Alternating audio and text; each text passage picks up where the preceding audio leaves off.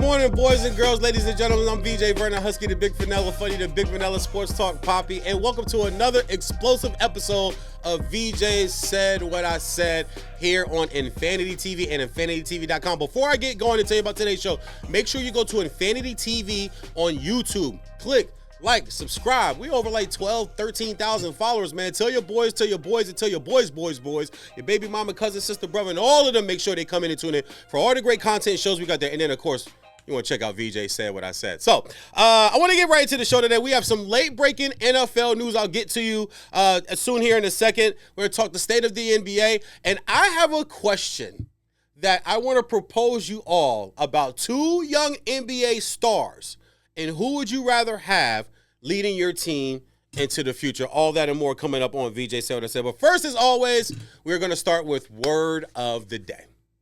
And the word of the day is restore/restoration.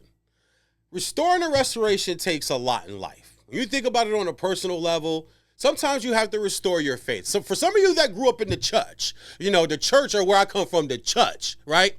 You have to restore yourself when you leave home and you go to college and you start hanging out and you start drinking and you start partying, you start doing your thing, get your boogie, get your freak on, and you get away from what you've been taught and what you've been brought up with. Sometimes you got to restore yourself back in the Word. You got to restore yourself back into God. You got to restore yourself back into the church. There are people out here that have some really old, cool cars, right?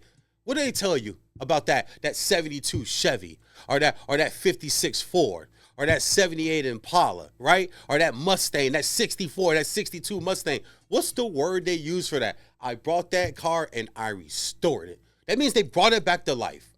They brought it back to acceptability, right? They brought it back to something you can love, something that you can hold, something you can look at, and you can be proud that right there is yours.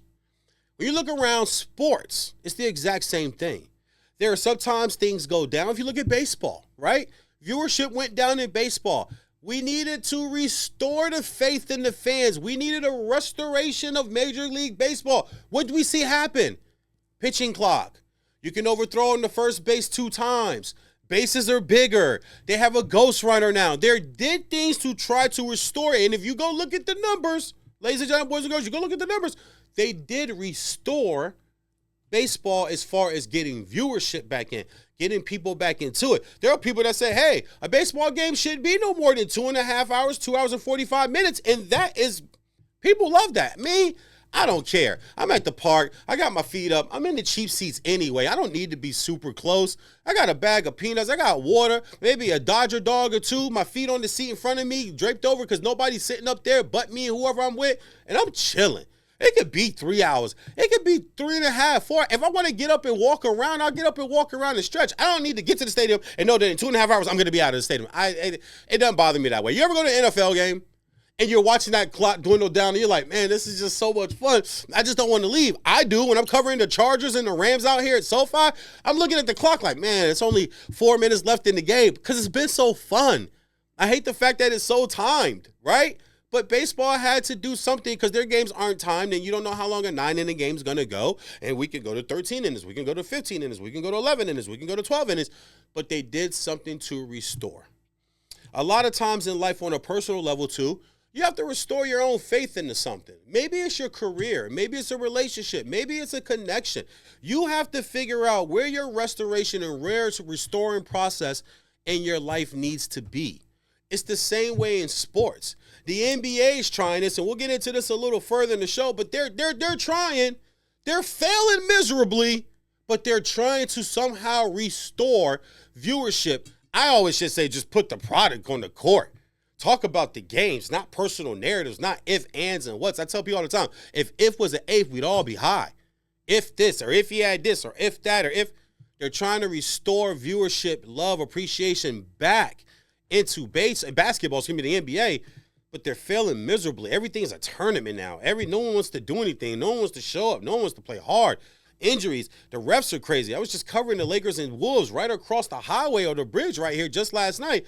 I'm watching texts being handed out like free candy on Halloween. I'm watching Ant Edwards get kicked out of the game, for holding the ball and not giving the ball to the ref. He didn't say a word. He's on the jumbo screen. We're watching him. He's not mouthing anything. Now, if he said it under his breath, all right, fine. But my mama used to always tell me, the great Glendora Spearman, Captain, Colonel, Doctor, she used to always tell me all the time, man, words can't hurt you. So I put their hands on you, it's a different story, but people are going to say a lot. But you lie, Mom. Words do hurt. I'm finding out I don't like right now. Words do hurt. But the NBA is trying to figure out this way to restore the league. I want to take a minute and talk about my beloved Detroit Pistons. Detroit basketball. I'm so hyped right now because what the Pistons have done is they've restored a toughness back into their team. They restored a culture back into their city and back into the team. There's certain cities, guys, in certain sports in the world, you have to play a certain way, right? L.A., La La Land, where I'm out here right now. The Lakers only can play one way, guys. It's got to be showy. It's got to be showtime. It's got to be excitement. It's got to be stiletto heels. It's got to be jewelry. I saw a chain last night that made my chain. Man, listen, I don't even want to walk by that guy. I don't even want to stand next to him and a homie he was with. But that's a Laker game, though. You got to show up a certain way. You got to dress a certain way. You got to wear certain perfume and cologne. You got to drink a certain drink. You got to look a certain way. You got to present yourself a certain way. You got to play a certain way. You can't be soft out here. You can't play slow. You can't not be able to get up and down the court and have some fun. You can't not pay attention to the Laker girls. When the Laker girls out there, you better pay attention. It's the aura. It's just the way you have to do it. When you play for the Yankees, you got to be tough. You got to be baseball. You got to like baseball when you play for the Yankees. Now you can have facial hair, but before you couldn't have no facial hair. You had to have a certain type of demeanor and a certain type of stature about yourself. Look at Derek Jeter. We know Derek Jeter. Look at that man's playlist. So y'all know the type of playlist I'm talking about. He wasn't no saint. But did you ever hear about Derek Jeter being in trouble? Did you ever hear anything about Derek Jeter? Did you ever hear anything in the press about Derek Jeter? And anybody on that playlist could have just thrown anything out there. And nobody did. Because he is Derek Jeter, the captain. Like he exuded something. The Yankees are trying to restore that with Judge and with Juan Carlo. They're trying to restore. Even letting guys have a little facial hair, as long as it's neatly trimmed. I mean, if you want to, do it like mine, you know what I'm saying, get fresh like me, then you can be a Yankee. You can't be long. Like, you can't be James Harden. James Harden can never play for the Yankees. VJ Vernon Husky, the Big Vanilla Funny, the Big Vanilla Poppy. I can look at me. Look at my stand. Look how I'm in the box. I can play for the Yankees, especially when I'm big. But they're trying to restore that championship attitude, that championship mental. There's a time you just thought the Yankees were going to win it. There was really a time in life you just thought the Yankees were going to win the World Series. I don't know how old some of you fans out there are, but trust me, when you're my age and you come from where I come from, there were just years, even if they didn't win it the previous years, you just thought the Yankees had a shot to win it because that's just what the tradition there was. That's what the culture there was. They're trying to restore that. The Kansas City Chiefs will be a team trying to restore some things, too. They got some questions to ask. Travis Kelce has announced that he's going to come back. I don't know if that's been official, but it's been dangled out there that people know. Pat McAfee, I believe, reported, I have it up right here. Pat McAfee reported that he got a text message during his show saying that Kelce was coming back. I think Kelce is trying to restore a little more good faith in his story, right? And his legendary status. You don't want to go out like that, even though I don't think you have anything to prove just because you lost your last game of your Hall of Fame career in the Super Bowl to a team that was just better and wanted revenge from 2 years prior. I don't think I don't think you got to prove anything to anybody. I don't think there's nothing to restore, but he does, because I think I saw a quote here. It says, yes, I can't go out like that. Aaron Donald did the same thing. Thought about retirement the year that he won the Super Bowl. Was already retired, but then once you get away and you start sitting courtside the Laker games with the big dookie gold diamond chain on with your beautiful wife and your homies and your friends, and you got the big stupid Super Bowl ring on, you start to miss it. Decided to come back. Then he came back another year. You know what he said? I can't go out like that. He wanted to restore his name. He wanted to restore what people saw him as, even though a gentleman like me that's been doing this for almost 20 years of my life, doing sports, some type of sports in some way or another, whether I'm coaching high school or I'm color commentary or I'm play-by-play, whether it's football, baseball, basketball, women's college softball, hockey, NHL, NFL, NBA, either or. I see a lot of people, man, that want to make sure they restore that thought process of how people view them back into their minds. That's how superstars stay too long. I think LeBron's simply doing that right now too. I think there's a sense of the grip is loosening on the proverbial world of NBA fans for LeBron James. I think the grip is starting to loosen. You're starting to see more players from Kobe's era on podcasts now talk and defend Kobe Bryant, talk about what Kobe was, talk about how hard he was to guard and just the differences. You're starting to see more people kind of pull away from the narrative that he doesn't belong in the GOAT conversation. I would say, dare I say, some people are trying to restore the good name of Kobe, Black Mamba, Bean Bryant, back to the discussions where it belongs. It damn sure belongs, and it should have never left. See, y'all gonna make me mad. I'm trying not to get upset this morning. You pissed me off this morning when I start talking about Kobe. But restoration and restore, guys. We're going to use that word today, and I'll take a break, and when we come back, listen, there is an NFL quarterback. There's a breaking story. I'm bringing it to you right here. It's right here. It's right here on the phone. It's a breaking story. It just happened. I'm bringing y'all some real-life breaking stuff. He's trying to restore and put a restoration project together for his football franchise. All that and more coming up. VJ said what I said. Guys, I'm back. I love this, man. Y'all sit tight, man. Infanity TV.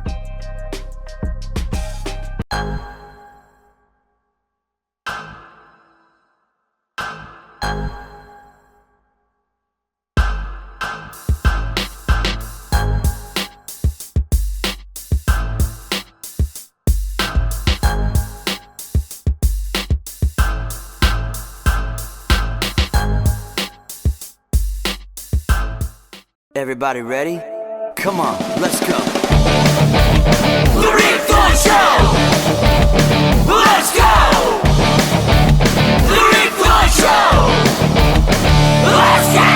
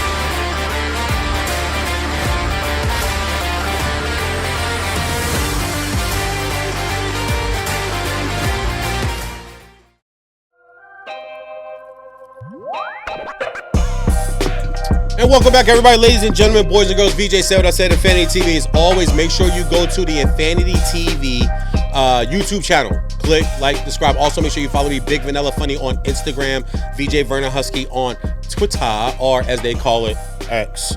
That guy's in a lot of trouble too. That's another topic for another podcast. I know a lawyer.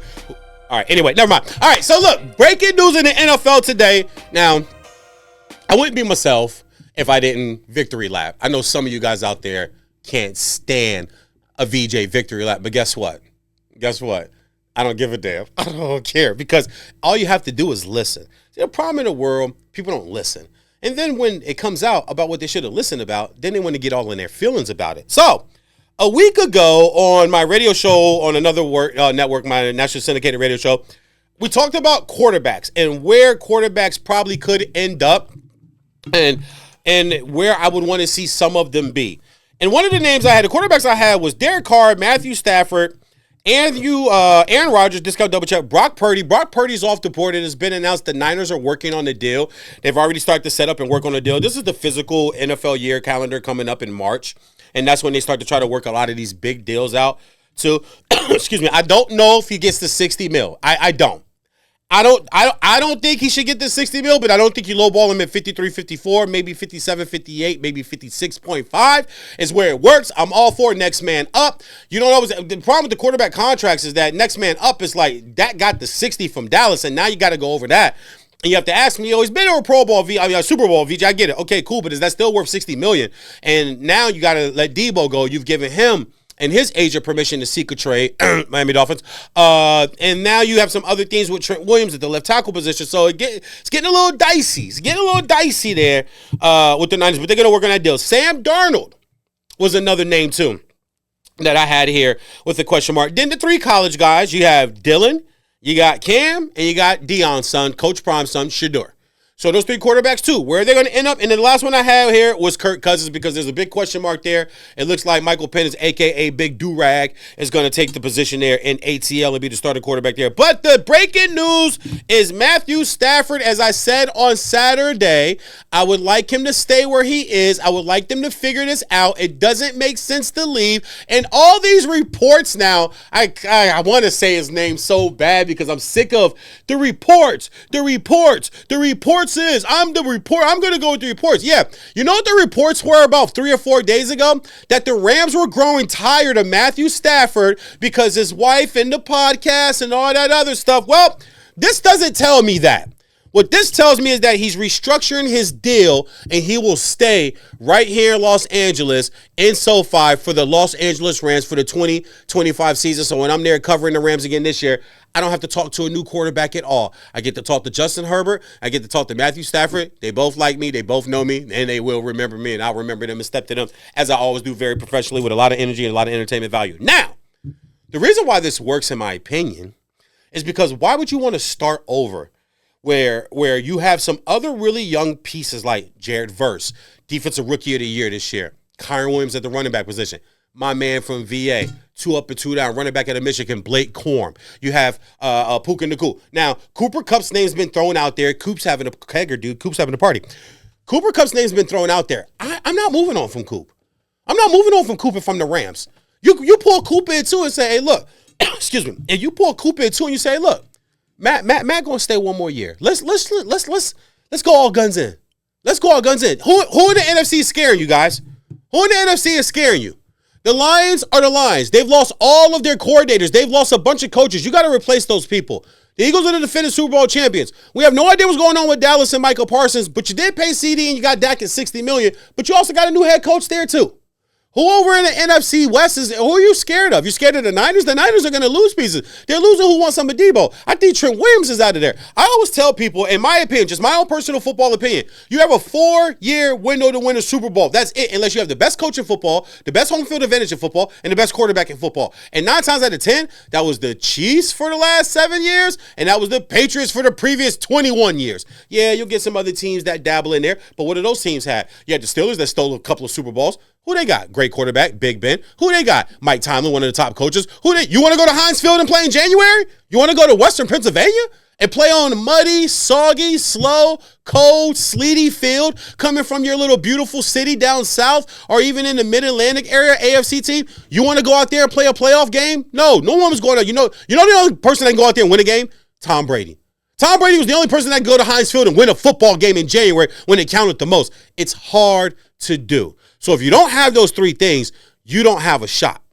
But if I'm looking at the Rams, now SoFi may not be the home field advantage of the home field advantages, but I got a great young coach that's always got a Super Bowl. Check, Sean McVay. I got a really good Hall of Fame quarterback that's won a Super Bowl. Check, Matthew Stafford. And quick sidebar, all you dumbasses out there that are still trying to argue with me about Matthew Stafford not being a Hall of Famer, how in the hell are you in the top 3 categories of passing all time? Touchdowns, yards, completions, and you got the ring, and you were healthy and durable, 8 straight years in Detroit, 16-16 guy. How are you not in the Hall of Fame? Some of y'all are dumb. And I'm just stop talking to you. I got enough going on. And I just can't take stupid. If I'm going to do sports, it's got to be fun and entertaining. Anyway, Matthew Stafford's going to stick around and stay. I think that was the smart move. It takes him off the quarterback board. So now you ask yourself, where do the other dominoes now fall, right? So Aaron Rodgers, Mr. Discount Double Check. Now, I did talk to a gentleman with USA Today, sports writer at USA Today, last week on my radio show, and he threw a team out to me that was really, really intriguing, and that was the Tennessee Titans. Now, I almost fall off my damn chair. I do, because I see that out of nowhere, like the Tennessee Titans. That cupboard's pretty bare there. What you Keelan Burks, a receiver? I mean, what are we doing? Is new coach? They have 2 new coaches in the last 2-3 years. That's a bad football team. I predicted that they would be the worst team last year going into the season with all my predictions. Worst team, Tennessee Titans. Who was the number 1 pick? The Tennessee Titans. And I'm just trying to figure out why you would go there. Now, I know he has a home in Nashville and he spends a lot of time there, but I mean, are you going to win? Are you even getting to 500 there? And then LA was another team I had down because of all the rumors and all the reports. I want to go back to that just real fast, too. Once again, I want to say the guy's name, but I know how sensitive this industry could be sometimes. But trust me, it was a hard pound. No, they're tired of Matthew Stafford. I have people telling me. It's not what that says. It says he's restructuring. So, same thing about Aaron Rodgers. As far as teams maybe wanting to bring him in and things of this nature, I think Aaron could be done. Where's he going? Where's he going to go? If I'm Minnesota, and I hate to admit this, if I'm Minnesota, I might sign Sam Darnold to a nice year or 2 contract to make sure JJ is all the way back from the meniscus, depending upon what you see from JJ, though. Depending upon, they're there with him every day. They're studying with him every day. They said he's been working his ass off, taking his rehab as serious as possible, studying film, still out there throwing. He's actually throwing again, moving around from the meniscus. If I'm Minnesota, I might look and say, hey, listen, we'll keep Darnold for another year and just make sure JJ's ready. And if you get to 3-3 or 3-4 and it's not looking like last year, you throw JJ in and you move on from there. And you know you're going to be moving on from Darnold. You sign another veteran backup the following year, and JJ McCarthy is your quarterback. I bring them up because I know people will try to attach him to Minnesota, Aaron Rodgers, that is, because of Brett Favre. Brock Purdy, I already mentioned. Niners working on a deal. Another really intriguing name to me is Derek Carr. Derek Carr with the New Orleans Saints. Now, their GM and front office did just come out recently and said they're not moving on from him. They're going to stick with him. Excuse me. They're going to stick with Derek Carr. But Spencer Rattler is right there. They drafted Spencer Rattler out of South Carolina. So there's also that dynamic. That's another name. And then Kirk Cousins.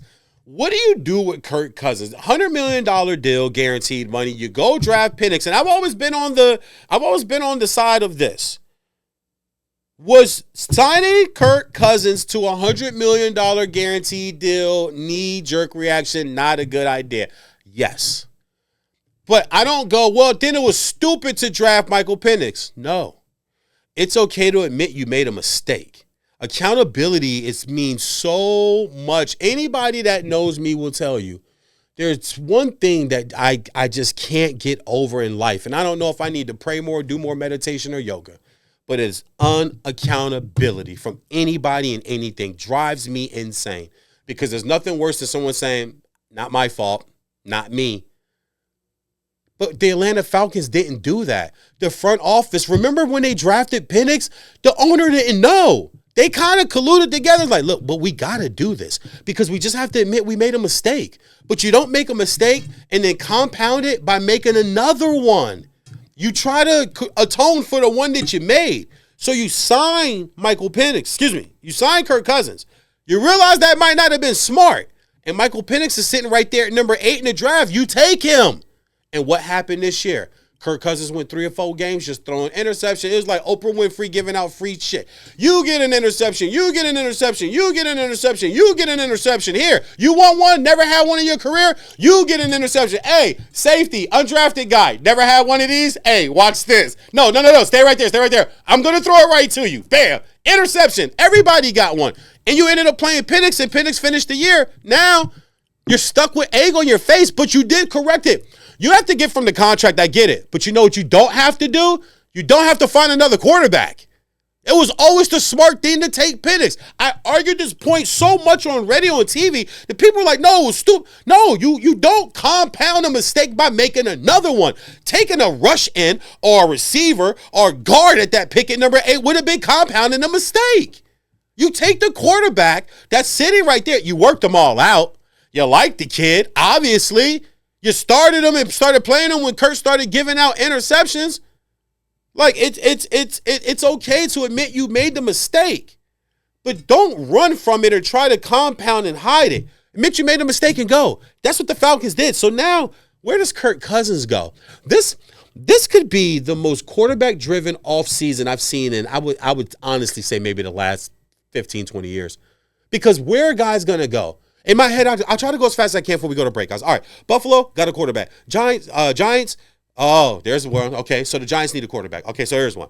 Giants need a quarterback. Titans need a quarterback. I don't like Will Levis. I never liked Will Levis. I don't think he's a pro quarterback. So we know those two teams need quarterbacks. But if you go down to AFC, right, them bum-ass Jets, they need a quarterback, all right? Dolphins have a quarterback. The Bills have a quarterback. The Falcons have a quarterback. I'm just trying to go down the East Coast. Dallas, Philly, Washington, Carolina, Tampa, Jacksonville. There's another one. I should have wrote that one down. What happens with Trevor Lawrence? I think that's a linchpin. That could be a linchpin to like the top 8 or 9 picks. Is what do they really decide to do there with Trevor Lawrence? I just don't think you can get rid of a guy you paid $55 million to. And you blame Doug Peterson for it. You haven't blamed Trevor yet. So why would you trade him? I mean, apparently it's been Doug Peterson's fault. And then before that, it was Urban Meyer's fault. But now, if you're the coach there and you're Trevor Lawrence, all right, bro, we've blamed 2 coaches. Sooner or later, right? You know, it's like the guy that dates all the bad girls. No, bro, like sooner or later, you got to look in the mirror. You're the one dating them. What's the common denominator of all of that? You. So Trevor Lawrence is another one. I'm trying to just go through the Saints. I've already mentioned them with Derek Carr.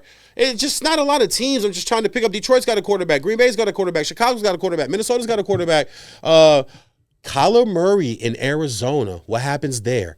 That could be another linchpin too, because if I look at this team, how far are you going to get with them? Honestly, how far are you going to get with them, man? And how far are you going to get with any of these guys? But that was breaking news, man. I love when I'm right. Sorry. When I first started in Sports Talk Radio, I made one of the made-up names. I used to call myself VJ Wright. My tag was, I'm VJ Wright. That's because I always think I am. That shit was fly. But I decided to just go with VJ Vernon Husky, the Big Vanilla Funk, Big Vanilla Poppy. Listen, Matthew Stafford. Thanks for making me look right, homeboy. I see you this fall when I'm covering the Rams. All right, sit tight, guys. We'll come right back, man. I want to talk some NBA news and the state of the NBA a little bit before we get to our Mamba moment. VJ Vernon Husky, the Big Vanilla Funny, Infanity TV. VJ said what I said.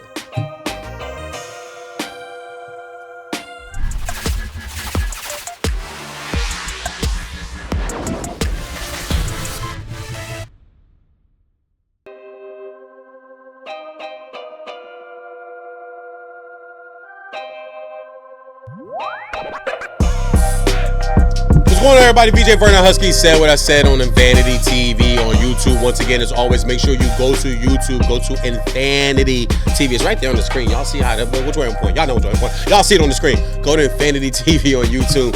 Click, like, share, subscribe. Tell your boys, and your boys. And then also make sure you follow me, the Big Vanilla Funny, on Instagram, and VJ Vernon Husky on Twitter, or whatever other like consonant that you want to use, whatever letter. I don't really care. I still call it Twitter. Sue me, Elon. I need a couple of Teslas, though. I do want one of them choices. All right, anyway, let's get on to some NBA stuff, guys. There's a state of the NBA right now that, I'll be honest with you, it's almost tiresome of talking about, because it kind of just is what it is, right? When you don't push the product, right, and you push the narratives, your business is going to fail. Like McDonald's doesn't push the fact that their food might not be good for you, or what if we put this on a burger, or what if we put that on a burger. The McDouble's been the same for 60, 70 years. They use the little machine where you hit I used to work at McDonald's. The little machine with the ketchup and mustard. That's why you think you get those little nice droplets. That's a little holder they used to do that, to give you the equal amount of mustard and ketchup on your burger. It's the same no matter where you go. You can go to McDonald's in Italy. It's the same. You can go to McDonald's in Africa. It's the same. You can go to McDonald's on Crenshaw. It's the same. You can go to McDonald's on Martin Luther King Ave. You can go to McDonald's on Lenox Ave in Harlem. It's the same. It's the same. They're not going to change it. It's going to be the same. It's been the same. One thing about the NBA is I think the NBA is too worried about the narratives and the what ifs and changing things instead of the product. You know, there's a reason why people start by, like, one of my favorite shopping experiences is buying cologne at Macy's. I love going into Macy's. Now, not really one for their clothes, but that fragrance section, I wish I could smell like the entire fragrance section all the time. I wish that was my natural smell. Just the fragrance section. V, what you got on? The fragrance section at Macy's. You get off that escalator at the mall that's right up here and walk into the it's my favorite shopping experience other than sneaker shopping. It's shopping for cologne. But they're about the product. It's not really that it's Macy's, or what if we did these type of packages, or these. It's like, you want the Dolce & Gabbana, you want the Jean Paul Gaultier, you want the YSL Silver Cat. That's why they got the coffee beans. Get the smell out on the little stick. The product. That's all they care about. They want you to smell the product, and they want to picture it up here. They want to give you a picture where you can wear that and how good you're gonna smell wearing that. It's all about the product. The NBA has missed that. Some numbers here with viewership. It's down 5%. It's in a decline. The average NBA game right now is averaging 1.6 million. That's almost a little above hockey. And the NHL did the Four Nations face-off tournament, which was extraordinary. And congratulations to Canada. No disrespect to our neighbors from the north, but I'm an American. I live here. I'm an American. I'm always red, white, and blue. Served in the Army. 14 Romeo, Air Defense Artillery. Mother was a colonel in the Pentagon. Equal Opportunity Data Management. Worked with Colin Powell. Father was an Airborne Ranger, 11 Bravo, and an MP on various military bases. I'm all about USA, man, when it comes to especially competition. I watch the Olympics. I'm always looking at the medal count for the United States. Who are we beating? Who's catching up to us? What do we got more gold medals than? What country then? It's all about that. For me, when they put together that tournament, it was great. 10 million people watched Canada versus USA, guys. 10 million people. It would take 13 All-Star games to get to that. The All-Star numbers are just as bad. 4.7 million people, which is nearly the worst all time. 13% decrease in 24, which is 5.3, and in 2023. It was a 4.6 number as far as million viewers for the NBA All-Star Game. And that's because the NBA has a problem, I think, with the product and pushing the product, because the product's not really great. So you got to kind of show everything else around. When I was in sales, I used to tell people all the time, if you have to bash another company, it means you don't know enough good ones about your own. If you have to bash another company when you're trying to pitch your personal training package or your gym membership or your car or your steak or your pool services, if you got to bash another company, it just means you don't know enough good things about your own. And whenever I see these narratives that have been put into the NBA, I think this has been the problem that's drawn the attention away from the product. And I've been saying this for years. This is nothing new to me. I've been preaching this for years. Brian Windhorst went on air and actually echoed my sentiments 2 weeks ago. Someone tweeted, they posted the video, tweeted, said, wow, someone over at said network has been saying this. Someone over Fox Sports Radio has been saying this for the last 5 or 6 years. Ding, ding, ding, ding, ding, ding, ding, ding. Hello. I'll take VJ Vernon Husky for 500, Bob. Tell him what he wins, Johnny. I've been saying this. We're worried about narratives. We're worried about what is. And GOAT list. I'm done with the GOAT list. I'm done. I'm done. It's Jordan 1A, Kobe 1B, and it's everybody else. You can't tell me Jordan's the GOAT, and Kobe actually mirrored him, but for some reason he's not a top 10 guy. What are we doing? Like, seriously, what are we doing? So that's one thing that I want to point out. Also, too, I got to blame the business I'm in, the media. We've done this. Radio, talking heads, loudmouths, debate shows. When you sit two grown men across from each other, two grown-ass men across from each other, and have them yell with their notes that was printed out by some research intern, and yell at each other back and forth, and try to poke holes in the other guy, we're not even talking about the game last night. It's just my guy's better than your guy. Your guy couldn't do this. Your guy couldn't do that. Well, he played with him, and if he had him, and if he had him, and if they did this, and if they, it's a bunch of ifs. And as I always tell you guys, I've said before, if was an eighth, we'd all be high. because that's all we use. That's taken away from the product. The one thing I love about actually covering the NBA is I'm into the game. I'm watching the game. I'm breaking the game down. I don't think about a narrative when I'm up in the press box. No narrative ever creeps up here. I'm watching the guys play. I'm looking at the product. How guys moving. I was at the game last night and I turned to a colleague of mine and I said, God, man, people just don't box out. You can watch from the press box and look down on the floor. Watch a shot go up. Take your eyes off the ball. Just watch two other guys and see if they box out. Luka got a rebound off of a shot that he missed badly, and the ball bounces, and three guys watch the ball go just like this. It goes right back to him. The shooter didn't turn and put his ass on Luka to box him out. The product isn't good because we're so worried about the narratives and the side stories. Another thing I want to point out, I don't think it's right that we can take media people, sign them to agencies, and then put them on TV to push narratives too. It's bad for the product, guys. So before anybody that does a podcast, radio, TV, streaming, before any of you guys talk about the NBA, take responsibility on what part of your craft that you've done to help create these stories and these narratives where people don't care about the game no more. It's what did he have for breakfast? Oh, he walked in the arena drinking what? Oh, what did the coach say about this? Or what girl is he seeing? Or did you see the video where the Paul George thing, where he took the video? It's All-Star Weekend. He was on the beach with his girl. Why is that a story, though, for the NBA? Why are those two things attached together? Is anybody want to talk about how Paul George has missed more games than he's played this year after signing a $200+ million contract free agency for the Philadelphia 76ers? Do we want to talk about that? No, we want to talk about him being on the beach with a little honey dip, with a little bikini on, chilling. Being a grown-ass man, getting some warm lovey-dovey time in. Like, why is that a story? And I just think that these have been some of the things that have really taken these numbers down. You talk about 1.6 million viewers per NBA game. Ladies and gentlemen, boys and girls, that's just bad. That's just putrid. I mean, that literally means no. There are TV shows that draw more. What was the with the dragon and the Ice King and the Queen? I don't watch none of this shit. With the Game of Thrones. What was the name of the show? Game of Thrones? Somebody told me that thing was getting like 2-3 million views. I was like, that show? They're like, yeah. Like looking at me like I'm lost, right? Oh yeah, VJ. You don't watch Game of Thrones? No, I'm not. I'm not into Ice Dragons. Not my thing, man. Like the Lord of the Rings movies. Why does somebody make me watch them Stanley Jackson movies? Why? I still don't know what's happening to this day. Star Wars. I don't know what's going on. All I know is Luke's his father. That's all I know. I don't know anything else. But the NBA, what I do know, they got to clean up the act. It's some good players out here, guys. Some really good teams.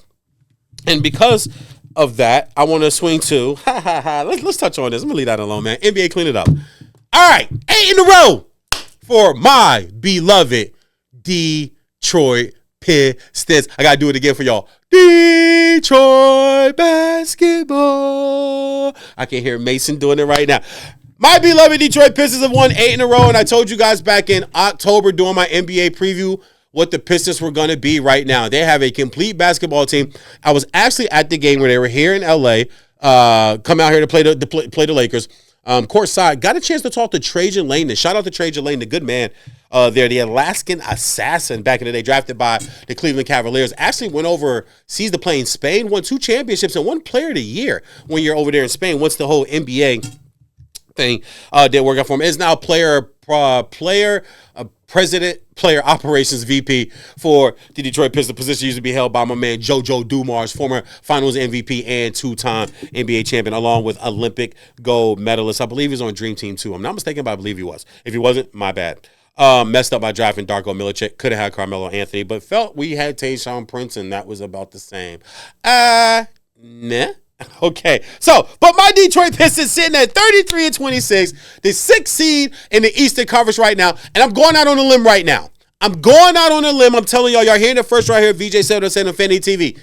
The Detroit Pistons, if they finish with the 5th seed or higher, I don't know if I want to go 6th. 5th seed or higher, the Pistons are going to win a playoff. They're going to win a playoff series. I'm telling you guys right now. Today is March 1st. Okay, Saturday morning, you guys are watching this. March 1st, Saturday morning, I want to pull up if I can, the schedule here for the NBA. But I'm telling you guys, they are definitely going to win a playoff. The Pistons are going to win a playoff series. The Pistons are going to win a playoff series. Now, if they were to sit in the 5 seed, so if they were going to sit in the 5 seed right now, I'm sorry, I just want to bring up my standings really quick here. We'll get into a mama moment and I'll end the show. I also got a comparison I want to throw at you guys too, NBA-wise. All right, so the Pistons right now sitting in the 6th seed. Right now, they would be playing the Knickerbockers. Now, the Knicks haven't beaten nobody. They're having a good little run, but they're 0-7 against the other top teams in the league. They ain't really beating nobody.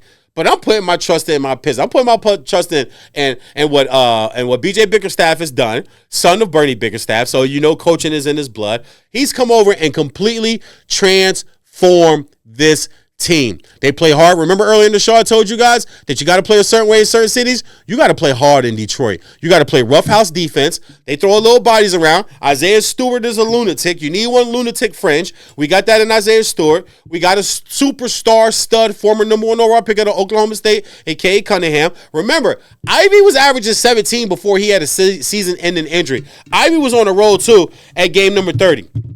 And speaking also of K. Cunningham, 25.8, 6 boards, 9.5 assists, which is 3rd in the league, and a steal. So he plays defense too. Jalen Dern, he's an 11-10 guy. And then the big acquisition, Malik Beasley at 26 off the bench the other night. Malik the Freak. Beasley, or they call him Malik Threesley, because that's all he's doing is banging down 3-pointers. But my Pistons, we back. I'm telling y'all, we back. Are we winning the championship this year? No. I know we're not winning the championship. Excuse me, this year. I know we're not winning the championship this year. But I do believe my Detroit Pistons are back. We are on the rise. And you know what my man JB Bickerstaff has done? You know what he's done? He's restored the love in the Detroit Pistons. He's restored the toughness in the Detroit Pistons. He's restored the hard-nosed attitude in the play of the Detroit Pistons. Y'all better watch out for the Pistons, man. They're on a run right now. As I said, 8 in a row in their last 8-2 in their last 10. One thing I love about this Pistons team too, on the road very well. 17-13. They're positive on the road too. They're winning at home and they're winning on the road. Upcoming schedule for the Pistons. They'll take on the Nuggets today at 4 p.m. And that's one they can get. 38-21 Nuggets come in. That's another one they could get. But just to start off for March really fast, this is not bad at all. They get the Nets, win. Jazz, win. They'll be out here for the Clippers. I'll be there covering that game, and they'll be out here for the Clippers. Then they're at the Warriors, Trailblazers, Wizards, Thunder, Pelicans.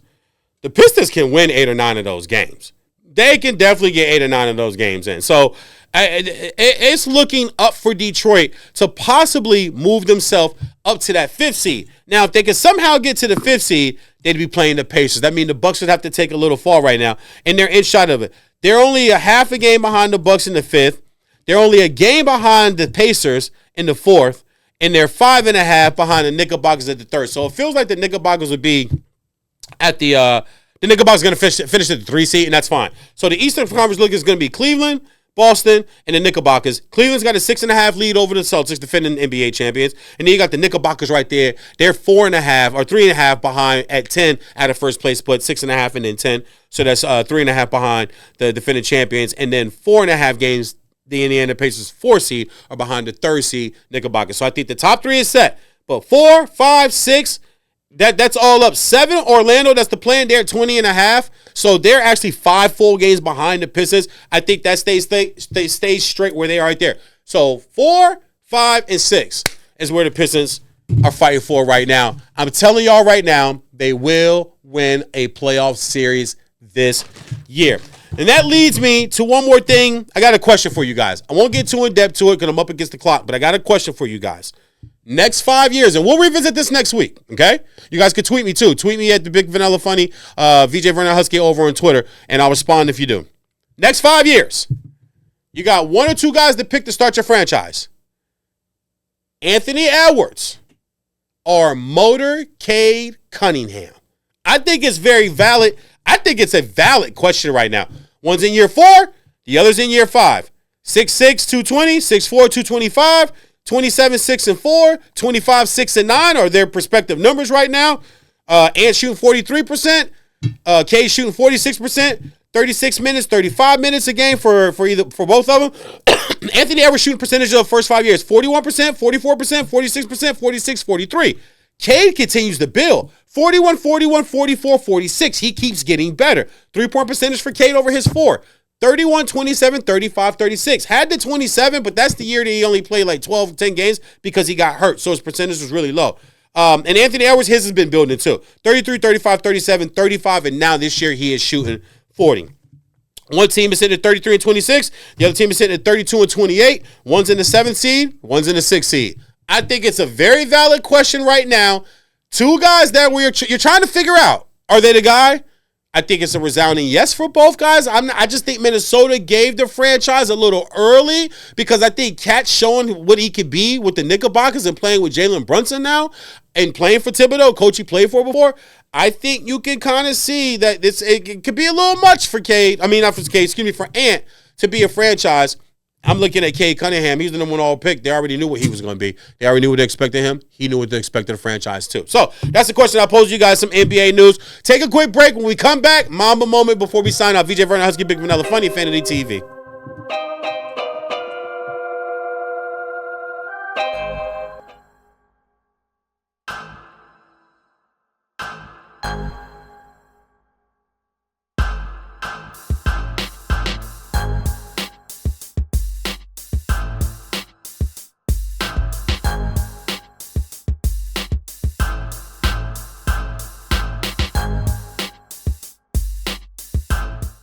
Everybody ready? Come on, let's go. The Rick Thorne Show! Let's go! The Rick Thorne Show! Let's go!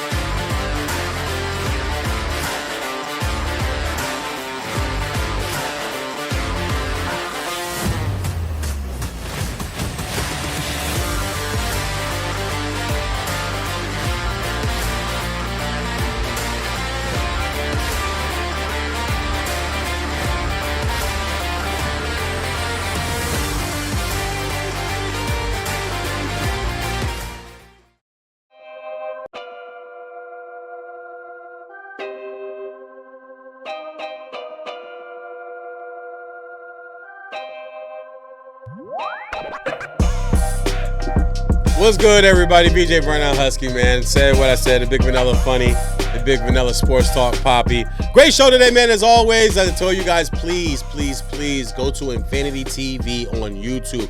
Infinity, not Infinity like the car that we always used to drive back in the hood, back into that Q35 or whatever. Everybody wanted a little hatchback joint. Not that. Infinity TV. Go, like, clear, click, subscribe, tell your boys, and everybody at work. Come check us out. All right.